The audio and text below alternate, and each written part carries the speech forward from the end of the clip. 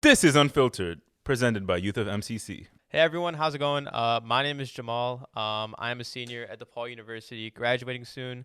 I'm also a part of the MEC or MCC Big Brother program, where we mentor middle school kids in their transition to high school. One cool fact about me, it could be cool. I don't know how you interpret it. If you guys like video games, I used to compete in Call of Duty and play competitively during high school. My name is Umama. I also go to DePaul University, and I'm also part of the Big Sister program at Youth of MCC. And one cool fact about me is I'm really into fashion. And when I was younger, I wanted to be a fashion designer. It's still in the process, so stay tuned. Hi everybody, my name is Nazish. I'm also at DePaul University, and I'm also a part of the Big Sisters program, which is really similar to the Big Brothers program at MCC. A cool fact about me is that I really like to cook. I'm always looking at different recipes that I'd like to try out. What's up, guys? I'm Asani. I'm also going to DePaul. I'm going to be graduating this June. Like Jamal, I'm also in the MEC Big Brothers program. So if you can imagine 50 middle school kids on a Friday night, it's a blast, a lot of fun. Fun fact about me, when I was in middle school and high school, I was really good at fantasy football, fantasy basketball. So my friends started calling me Bleach Report because I always get the best fantasy advice. Definitely a blast, and I need to get some fantasy tips from you for this upcoming season. I know. It'll help you out. I know that last season didn't go too well. Definitely. Question to ask for everyone: How, when it comes to this podcast, why are you guys involved? What kind of drives you towards it, and what do you guys see as like a bigger picture? The reason that I want to do this podcast is because I just genuinely just like talking a lot, and I feel like there's a lot of topics that haven't been discussed in the community, and I feel like there's a lot of there's not a lot of awareness on specific topics that I didn't even know about growing up, so I feel like this podcast would really help with that. Yeah, definitely. I feel like we have a lot to cover, especially right now with so much time that we have. There's so much that we could talk about. There's so much going on. There's so much that needs attention out there. And now that we have this much time, we can definitely put our focus to that. Yeah, for me, I think it's a big part about the four of us kind of having our own experiences, but we have a lot of voices. Obviously, there's more than just four of us in this podcast, so we all kind of bring something different to the table. But for all of us, like, we've grown up in different areas, we've grown up different ways, but we all have a lot of advice that we could give, a lot of different perspectives that we can bring. So I think a lot of it is for us just being mentors and kind of giving back. Yeah, even as like a legacy down the road, like eventually there'll be others that are gonna fill our shoes as people that are in the youth right now, growing up. As we're like kind of exiting our youth stages, really empowering the youth, talk about topics that you might not hear usually, that's kind of like constrained and not talked about, just giving voice to the community and to the youth of the community. And I feel like right now is like a really good time to start like a podcast because everyone's at home, everyone's quarantined, and I feel like having something to listen to that's beneficial in any sort of way is like a really good thing as well. That being said, we are living through the coronavirus pandemic right now. That's not some good news right now, but it's like happening all over the world and we're living through history at the moment. Question for all of you guys: how has this impacted like your lives, college, school, social life, everything? I think it's pretty rough right now. I think for a lot of us being in our third or fourth years of colleges, we all kind of grew into routine, whether it was, you wake up, you eat cereal, you pray your namazes, you do what you got to do, homework, whatever, work. And now you're kind of at a point where you might be waking up at 2 p.m., you might be sleeping at 3 a.m. It's completely different from where we were a month or two ago. I think for a lot of us, it's affecting us in different ways, whether it be like your mental health. Like I know for a couple of us, we're going to be graduating, and then all of a sudden you kind of plan for 4 years that you're going to graduate, and now instead of walking, you're going to log into like a Zoom meeting. It's pretty disheartening and all, but I think for a lot of us, it's just kind of messing with the rhythm that we kind of built ourselves into. Yeah, I feel like it's really disrupting our lives, and it's really hard to get accustomed to this because we're so used to going out. We're so used to seeing our friends, just doing things, always being productive, being on our feet. And it's really hard because now we're forced to stay inside, forced to work from home, forced to do school online. So it's really been a difficult transition now. But yeah, I feel like we're all just managing somehow. And I feel like the fact that no one has ever gone through something like this, it's something new for all of us. So we're all like dealing it with a different way as well. And I don't know, like for me specifically, like in the beginning, I tried to like be very productive with it. But it's just like the same routine every single day. And it just get tiring and boring. And I just can't stand it, to be honest. Yeah, Musani kind of touched on it, but like the biggest thing that I see out of it is like a mental health perspective. Like so many people are used to having a really social life, being outside the house, having all these different things that kind of keep their day going. And then when you look at like families and like me, for example, like alhamdulillah, I'm blessed with an amazing family, an amazing place to stay. A lot of people aren't blessed with that same privilege. So like being able to come home and kind of be around a supportive family, supportive siblings, not everyone has that. So kind of feeling for those people, it's really tough during this time. And then not even having a place to sit down and do work, to even like do your schoolwork in peace, have some place where you could be alone. For me, that used to be the gym, but not anymore. Now I kind of find it in my room, but a lot of people don't even have their own room. So I think overall, we just got to be grateful what we got to. There's a lot of pain and a lot of stuff that you can look down upon, but there's a lot of good that I think comes out of it too. Yeah, I think Jamal brought up a great point that maybe like the first three of us didn't preach, but it was really about perspective. Because there's a lot of people out there right now that they're either unemployed, they've got to keep a roof over their heads, they got to keep food on the table. So for the four of us, at least, we're in a perspective that you're still kind of living out your life. It's a little harder, but alhamdulillah, at least we're not dealing with like those major crises. So I think that also gives this podcast a little bit more life. We've still got a lot of optimism. We're still keeping it like a glass half full perspective. Because there are so many people out there struggling. They have all these issues. Like, think about these international students. They don't really have a place to go back home.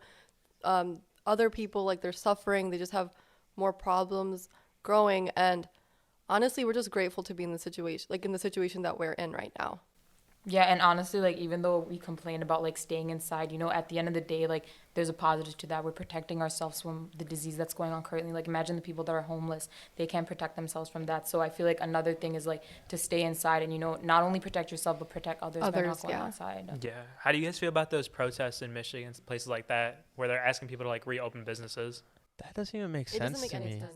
Like, people are literally congregating And they, to like, protest a virus. Yeah, Yeah, and you they can't. also think that it's, like, really, like, it's good for the economy to, like, reopen business. But the thing is, like, regardless of the coronavirus or not, we were going to go through, like, a recession regardless. You know, something like this was going to happen. So, like, it does not make sense to me in any perspective. It just doesn't work. It doesn't work that way. I don't know what they were thinking. I don't know if you guys saw those pictures, but there was like pictures of nurses blocking off roads. Yeah. I thought that was pretty dope. Yeah, that was powerful, really- yeah. Powerful. So what have you guys been doing like during this time as an activity, something to keep your mind off everything that's going on, and kind of like a blessing maybe in your household or where you're staying that you've seen during this time? For me, I literally, like, try to, like, keep myself occupied, like, every minute of the day. Like, I used to watch a lot of, like, shows and, like, movies, but honestly, like, sometimes that gets really boring too. So I usually, like, try to paint, clean, cook. My mom gets way too excited about me cooking, but basically try to do something different every day, because if I don't have, like, a variety of things that I do in a day, then I'll just go crazy, basically. It's been so hard. I feel like it's been really hard to find something to do every day. So, like, I don't know about you guys, but my mom's been, like, crazy about making us clean everything, like, the same things over and over again. We're just cleaning and then cooking. It's just, like, it's getting repetitive, but, like, we just can't find things to do over and over again. Yeah, cleaning I relate to on a spiritual level. I don't know the amount of times my room has been cleaned or my closet has been cleaned in the last week. So I definitely relate to that. For me, it's been like, yeah, it started off rough. It's still kind of rough. Like, my sleep schedule is completely whack. I'm still watching Netflix. I'm still playing Call of Duty in my free time. But I'm trying to change that sense of, like, trying to be more productive in the day.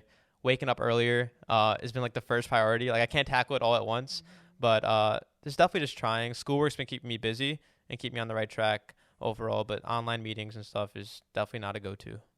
Yeah, I feel you guys. I think for me, I've gotten into a good rhythm now where I know, like, I need to work during these hours. I need to do lectures during these hours. But I think it's still tough just trying to motivate yourself. Because at least when you had school going on, when you had work going on, there were places you had to be and you weren't just self-motivating yourself. There were reasons to go out. There were reasons to be where you had to be. Versus now it's either you're going to take care of yourself or you're not going to take care of yourself. And for me, I feel like I get bored really easy. So when quarantine started, I was watching a show on Netflix, and then I was like, okay, I don't like this anymore. So I'm going to go to a new show on Netflix. Okay, well, now I'm tired of Netflix. So now I'm going to do this, and then I'm going to do that. And I feel like I've been bouncing all over the walls lately. I feel like quarantine itself, like, it really, like, tests, like, how you deal with things. Like, for me, like, it shows that I'm not really self-disciplined whatsoever. Like, I literally have to force myself to watch an hour lecture. Like, when classes were in person, like, I'd have to go, you know, like, this is attendance, it's mandatory. But now it's like I literally have to talk myself into, like, watching this lecture, basically. It sucks. Yeah, I completely feel you on that. Honestly, like, a positive that's come out of this though is I've bonded with my siblings on a whole nother level. Like, I've never spent this much time around my brothers or my parents in my life. Like, usually I'm always out and about, come back home, see them in the evening, what's up, morning, breakfast. But, like, now, like, 24/7, I'm around my brothers. I have 3 of them, so it's pretty wild. We get sick of each other, but it's still, like, it's love at the end of the day. That's a benefit. And then with Ramadan coming up to like a spiritual sense, like having more time to connect. Like we have all the time in the world, but like really finding time to utilize from like a deen perspective, reading Quran, praying more. With Ramadan coming up, I think it's gonna help us. Yeah, and I saw like a lot of people are like, oh yeah, like this Ramadan's gonna suck. But honestly, like you have to look at the brighter side of things. You know, everything happens for a reason. Like this could probably be the best Ramadans of our lives. You know, it also really tests like how intense we go with this as well, and how we really connect to Allah and everything as well. I think it's a really good opportunity for all of us to get that one-on-one connection with Allah again, because like in our past Ramadans, we've had all these like social events, iftars, suhoors with our friends, tarawih with our friends. We've been, it's very social, which is good, but now we actually have the opportunity to get back to that one-on-one connection and finally get in touch with our deen once again. Yeah, I think you guys are all hitting it on point. I think it's a lot about your values. Like it's letting you reassess what's really important to you. Is it like, are you struggling in quarantine because the number one thing that was important to you was your friends and now you can't see them? Or are you finding new ways to keep yourself busy? Yeah. Are you growing? Are you finding other things that'll keep you busy? Like, I don't know about you guys, but Harvard dropped a bunch of classes. Yale dropped a bunch of classes. So I have friends that are learning to do stuff like coding. And I might not be doing that because that's not something I want to do. But there's stuff out there that if people want to be busy and they want to grow. And obviously, like for you guys are doing a great job just getting in touch with your families and growing back in that way.